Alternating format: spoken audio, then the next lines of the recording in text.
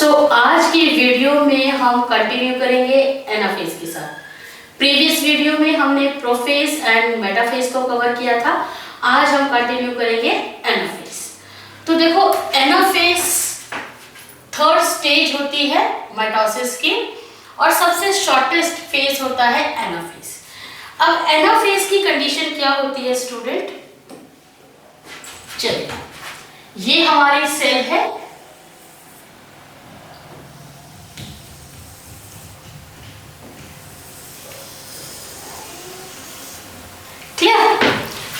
अब हमारे जो क्रोमोसोम्स थे वो मेटाफेसिक प्लेट यानी इक्वेटोरियल के प्लेन पे अरेंज थे इस तरीके से। This is centromere and centromere holds the two chromatid. This is kinetochore और काइनेटोकोर अटैच होते हैं स्पिंडल फाइबर के साथ। क्लियर? ये कंडीशन होती है स्टूडेंट मेटाफेज के अंदर। अब जैसे ही एनाफेज आता है तो सबसे पहले क्या होता है, जो सेंट्रोमियर है, ये सेंट्रोमियर स्टूडेंट बीच से स्प्लिट हो जाती है, टूट जाती है। अब सेंट्रोमियर के स्प्लिट होने की वजह से जो क्रोमेटिड्स है वो क्या होंगे, सेपरेट होती है इस तरीके से। तो सेंट्रोमियर स्प्लिट हो गई और सेंट्रोमियर के स्प्लिट होने की वजह से जो क्रोमेटिड्स है वो भी स्प्लिट हो जाती है। अब यहां पे जो काइनेटोकोर है वो इस तरीके से लगा हुआ है और ये है स्टूडेंट स्पिंडल फाइबर। क्लियर? पहली चीज तो ये समझिए स्टूडेंट कि ये जो दोनों क्रोमेटिड्स सेपरेट हुई हैं, अब ये दोनों क्रोमेटिड क्या करेंगे, ये फ्यूचर क्रोमोसोम की तरह बिहेव करेंगी। So now they are the chromosome of future daughter nuclei. अब ये जो दो न्यूक्लियाई बनेंगे स्टूडेंट, उन दोनों न्यूक्लियाई के क्रोमोसोम की तरह ये क्रोमेटिड्स जो हैं वो बिहेव करेंगे। क्लियर? अब ये जो सेंट्रोमियर स्प्लिट हुई है, इस सेंट्रोमियर के बीच में एक फाइबर डेवलप होते हैं और इन फाइबर को हम क्या कहते हैं, we called it inter zonal fibre. Clear? अब कंडीशन क्या होगी स्टूडेंट, ये जो इंटरजोनल फाइबर हैं ये कंटिन्यूअसली एक्सपेंड करेंगे, इनका एक्सपेंशन होगा। और ये जो क्रोमोसोमल फाइबर है, ये क्रोमोसोमल फाइबर ऊपर की तरफ जब ये क्रोमोसोम्स को मूव करेंगे तो इनका डिसोल्यूशन हो जाएगा, ये डिसॉल्व हो जाएंगे। और इसी वजह से क्रोमोसोम जो है वो अपोजिट पोल पे मूव करते रहेंगे और एक टाइम पे दोनों अपोजिट पोल पे आके रुक जाएंगे। तो बेसिकली जो क्रोमोसोम है वो अपोजिट पोल पे मूव करना स्टार्ट कर देते हैं एनाफेज में। इसका कारण क्या है कि जो इंटरजोनल फाइबर बने हैं वो कंटिन्यूअसली एक्सपेंड करेंगे और जो क्रोमोसोमल फाइबर है वो ऊपर की तरफ मूव करते रहेंगे और वो डिसॉल्व होते रहेंगे और इसी की वजह से क्रोमोसोम पोल पे मूव कर जाएंगे। क्लियर? पोल अपोजिट पोल पे। अब यहाँ पे जो सेंट्रोमियर है स्टूडेंट, इस सेंट्रोमियर की अगर हम बात करें तो देखो, ये क्रोमेटिड सेपरेट हुई है और सेपरेट होने का कारण सेंट्रोमियर का स्प्लिट हो। ये जो सेंट्रोमियर है ये लीडिंग एज की तरह बिहेव करती है, यानी सबसे पहले मूवमेंट सेंट्रोमियर का ही होता है। एनसीईआरटी में लिखा हुआ है स्टूडेंट, द सेंट्रोमियर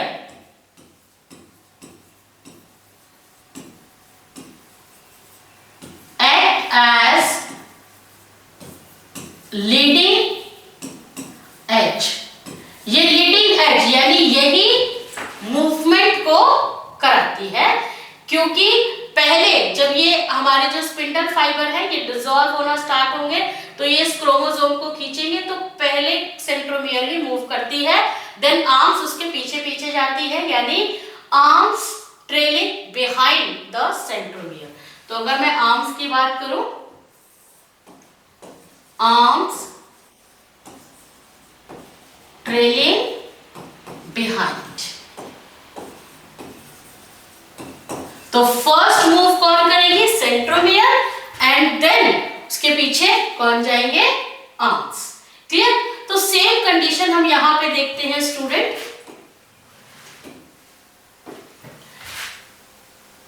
ये हमारे एस्टर्स हैं और एस्टर से ये हमारे क्या है? Spindle fibres. अब स्टूडेंट कुछ स्पिंडल फाइबर्स तो कॉन्टिन्यूअस होते हैं, हमें पता है। क्लियर? और कुछ डिसकंटिन्यूअस होते हैं जहां पे हमारी क्या है? क्रोमोसोम्स जिनसे अटैच होते हैं। तो ये देखिए हमारे सेंट्रोमियर के स्प्लिट होने की वजह से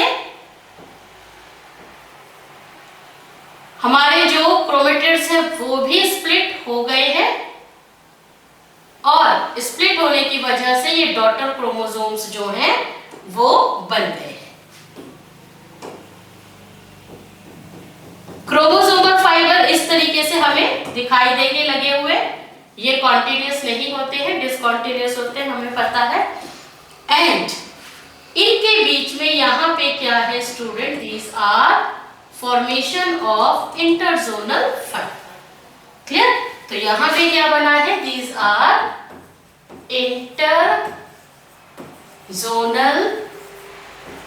फाइबर्स।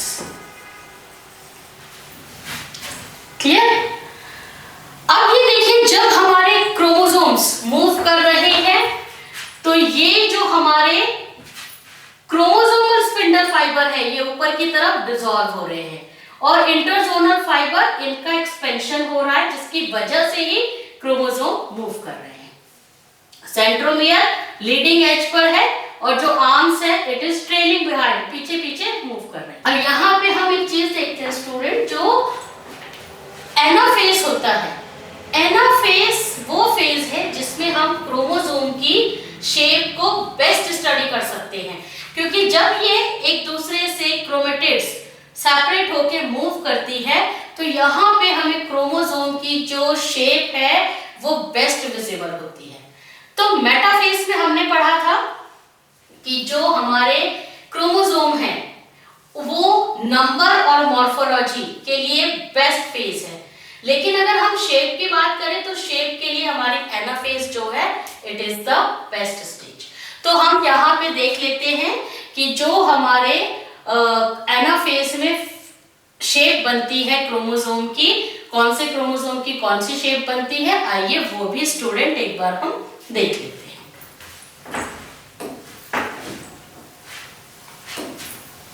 चलिए ये देखिए स्टूडेंट, हम बात करेंगे पहले मेटासेंट्रिक क्रोमोसोम्स की। तो मेटासेंट्रिक क्रोमोसोम्स में क्या होता है? Centromere is at median position, यानी कि जो सेंट्रोमियर है स्टूडेंट वो मीडियन पोजीशन पे होती है, सेंटर पे ही होती है आर्म्स की। तो यहां पे कंडीशन कुछ इस तरह की होती है, ये सेंट्रोमियर और इक्वली दोनों आर्म्स या दोनों क्रोमेटिड्स की जो है लेंथ देखने को मिलती है। अब जब ये एनाफेज में सेंट्रोमियर स्प्लिट होगी और ये क्रोमेटिड्स भी स्प्लिट होगी तो हमें यहाँ पे कुछ इस तरह की शेप देखने को मिलती है।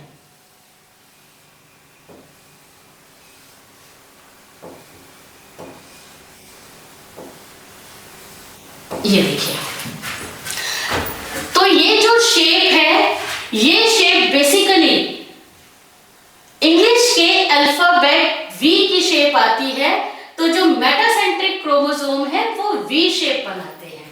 सो this is student V shape. Clear? Next देखते हैं स्टूडेंट सब मेटासेंट्रिक क्रोमोसोम। तो देखो सब मेटासेंट्रिक क्रोमोसोम्स में क्या होता है, centromere is near the centre. जो सेंट्रोमियर है स्टूडेंट, वो सेंटर पर नहीं होती है, मीडियन पोजीशन पर नहीं होती है, वो एग्जैक्टली कहां होती है, सेंटर के थोड़ा सा पास में। तो कुछ इस तरीके से एक आर्म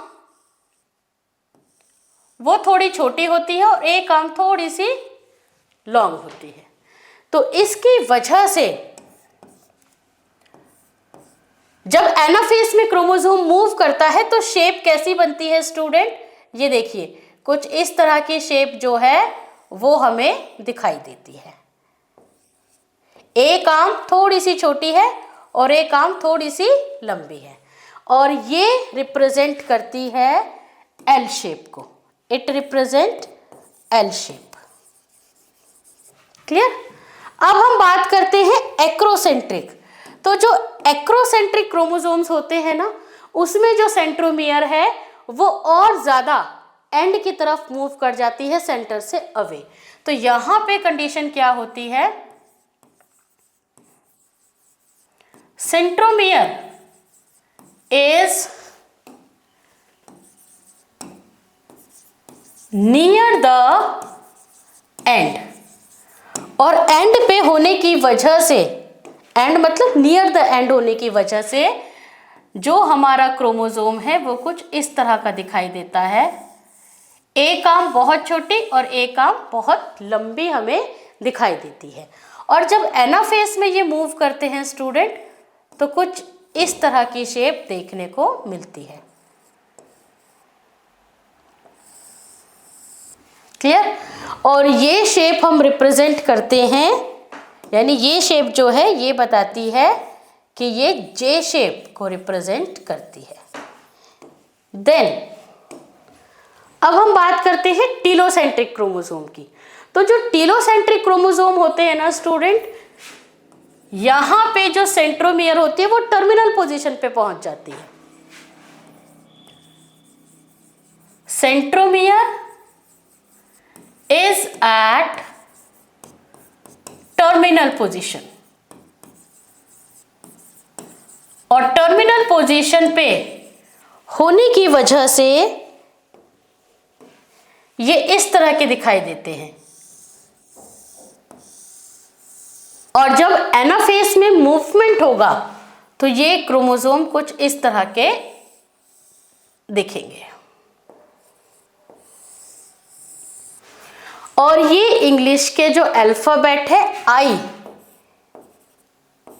की तरह विजिबल होते हैं, तो ये रिप्रेजेंट करते हैं आई शेप को।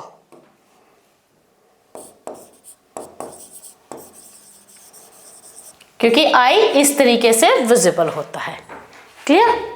तो ये जो एनाफेज है, एनाफेज में जब क्रोमोसोम सेपरेट होते हैं तो अलग अलग शेप जो है वो बनती है। कौन से क्रोमोसोम की कौन सी शेप है वो हमने देखी है। अब इन शेप में से स्टूडेंट एक शेप ऐसी होती है जो ह्यूमंस में नहीं मिलती है। वो कौन सी शेप है? That is I shape. So I shape is absent in humans. और उसका कारण क्या है? कारण ये है स्टूडेंट कि जो टीलोसेंट्रिक क्रोमोसोम है वो ह्यूमंस में नहीं मिलते हैं। क्लियर। चलिए अब हम आगे चलते हैं। एनाफेज के बारे में थोड़ा सा देख लेते हैं स्टूडेंट। वैसे तो हमने पढ़ा है centromere splits which hold two chromatids together. जो सेंट्रोमियर है वो स्प्लिट हो जाती है जो कि दोनों क्रोमेटिड्स को आपस में होल्ड करके रखती है। Separated daughter chromatids are now chromosomes of the future daughter nuclei of the cell. यानी फ्यूचर में जो न्यूक्लियस या न्यूक्लियाई बनेंगे उनके लिए ये डॉटर क्रोमेटिड्स जो सेपरेट हुई है वही क्रोमोसोम की तरह काम करेंगे। Daughter chromosomes move towards the two opposite pole. Daughter chromosome है वो अपोजिट पोल की तरफ मूव करते हैं। कारण क्या है? Spindle fibre attach to the kinetochore shortens. जो स्पिंडल फाइबर है वो डिसॉल्व होता है ऊपर से और वो छोटा होता जाता है, जिसकी वजह से जो क्रोमोसोम है वो अपोजिट पोल पे मूव करते हैं। फॉर्मेशन ऑफ इंटरजोनल फाइबर, और इंटरजोनल फाइबर बनता है, इंटरजोनल फाइबर का एक्सपेंशन होता है। क्लियर? नेक्स्ट देखते हैं student, during migration centromere act as leading edge. क्योंकि सेंट्रोमियर का मूवमेंट पहले होता है तो वो लीडिंग एज की तरह काम करता है। With the arms of the chromosomes trailing behind, जो आर्म्स है वो पीछे पीछे मूव करती है, इसलिए हम कहते हैं trailing behind. Anaphase is the best stage to study the shape of the chromosome. Anaphase best phase है क्रोमोसोम की शेप को स्टडी करने के लिए। क्लियर? और यही शेप हम स्टडी कर चुके हैं। चलिए, लास्ट फेज हमारा क्या होता है? टेलोफेज। अब टेलोफेज की कंडीशन देखिए क्या होती है स्टूडेंट। ये सेल मेम्ब्रेन जो कि अभी सेल को रिप्रेजेंट कर रही है। क्लियर? अब यहां पे क्या होता है, क्रोमोसोम्स जो सेपरेट हुए थे वो सेपरेटेड क्रोमोसोम्स क्या हैं? पोल की तरफ मूव कर जाते हैं। अब ये जब पोल की तरफ मूव करते हैं स्टूडेंट, तो कंडीशन क्या होती है कि क्रोमोसोम अपनी इंडिविजुअलिटी को खो देते हैं और क्रोमोसोम्स का डीकंडेंसेशन स्टार्ट हो जाएगा। जब क्रोमोसोम का डीकंडेंसेशन स्टार्ट होगा तो क्रोमोसोम क्या है? अगेन क्रोमेटिन फाइबर की फॉर्म पे आने लगेंगे। जैसे ही क्रोमोसोम्स क्रोमेटिन फाइबर की फॉर्म पे आए, मेन पर्पस क्रोमोसोम का क्या था? इक्वल डिवीजन होना। तो डिवीजन तो हो गया है, अब वो वापस से क्रोमेटिन फाइबर की फॉर्म पे आ चुके हैं। जैसे ही क्रोमोसोम क्रोमेटिन फाइबर की फॉर्म पे आते हैं, न्यूक्लियर मेम्ब्रेन अगेन रिफॉर्म हो जाती है, न्यूक्लियोलस भी रिफॉर्म हो जाता है, एंड जो सेल ऑर्गेनेली हैं वो भी रीअपियर कर जाते हैं। तो यहां पे कंडीशन क्या है स्टूडेंट? ये देखिए, न्यूक्लियर मेम्ब्रेन या न्यूक्लियर एनवलप जो है वो यहां पे क्या हो गया है? अगेन फॉर्म हो चुका है।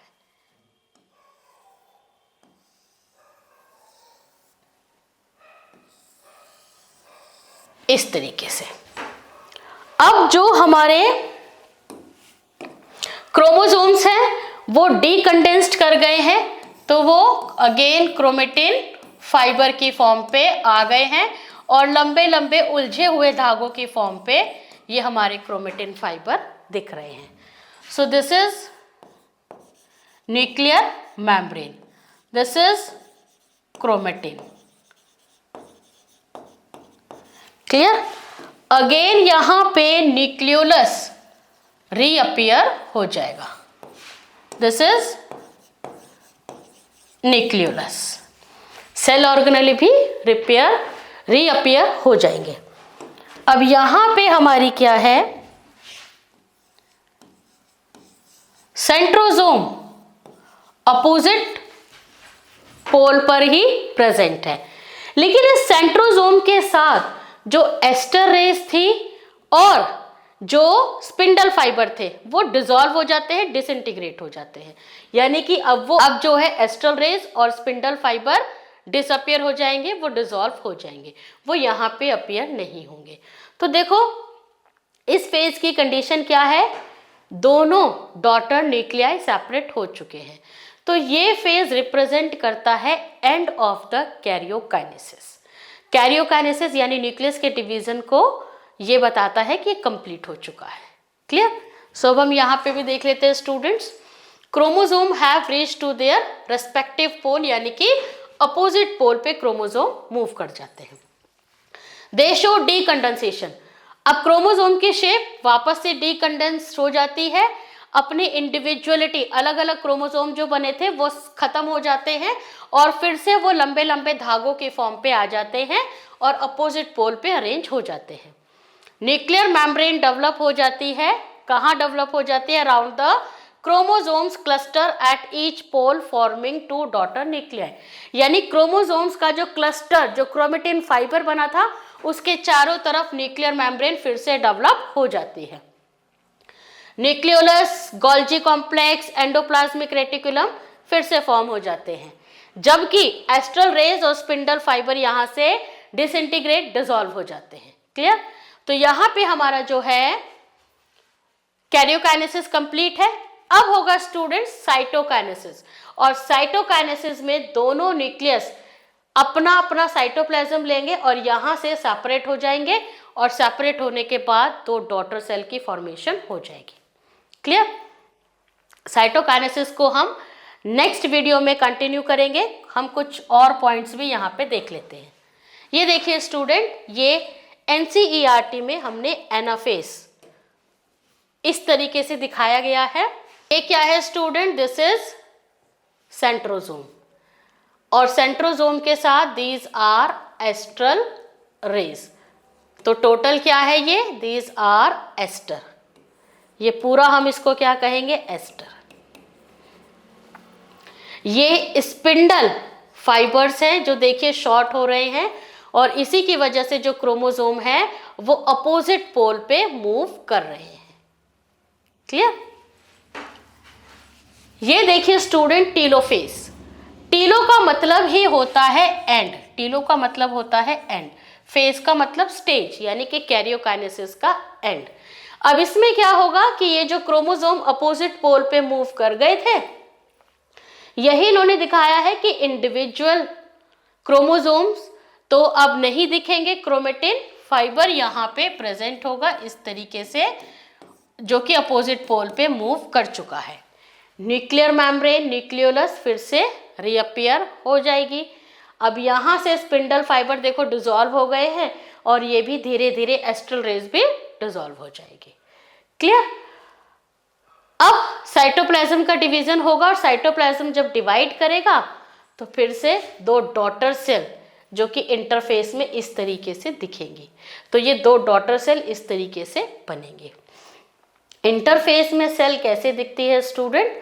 ये बाहर plasma membrane, this is nuclear membrane, और अंदर क्या है? क्रोमेटिन इस तरीके से पड़ा रहेगा, और यहां पे क्या है? साइटोप्लाज्म। क्लियर? और ये क्या है स्टूडेंट? सेंट्रोसोम। एक सेंट्रोसोम एक डॉटर सेल के पास, दूसरा सेंट्रोसोम दूसरी डॉटर सेल के पास। क्लियर? तो यही जो है सेल साइकिल कॉन्टिन्यूएशन में स्टूडेंट चलती रहती है जब तक कि सेल हमारी डिवाइड करती रहेंगी। क्लियर? एक चीज और हम यहां पे देखेंगे स्टूडेंट, अभी हमने पढ़ा था कि जो सेंट्रोसोम है, सेंट्रोसोम प्लस एस्ट्रल रेज, इन दोनों को मिला के हमने क्या नाम दिया था? We called it aster. अब ये जो एस्टर है, अगर हम इसको बात करें एनिमल सेल में, तो एनिमल सेल में क्या होता है स्टूडेंट? 2 asters are formed. तो जब एनिमल की सेल डिवाइड करती है तो उसमें 2 एस्टर फॉर्म होते हैं, इसीलिए एनिमल सेल और उसके डिवीजन को हम क्या नाम देते हैं? We called it amphiastral. Clear? जबकि अगर हम बात करें प्लांट सेल की, तो प्लांट सेल में स्टूडेंट सेंट्रियोल, सेंट्रोसोम नहीं होते हैं। तो इसमें क्या है? सेंट्रियोल और सेंट्रोसोम आर एब्सेंट। तो स्टूडेंट अगर सेंट्रियोल, सेंट्रोसोम है ही नहीं तो क्या एस्टर की फॉर्मेशन होगी? नहीं होगी। तो इनका डिवीजन जो होता है वो होता है एन-एस्ट्रल टाइप ऑफ डिवीजन, और प्लांट सेल को एन-एस्ट्रल कहा जाता है। क्लियर? नेक्स्ट देखिए स्टूडेंट, जो स्पिंडल फाइबर है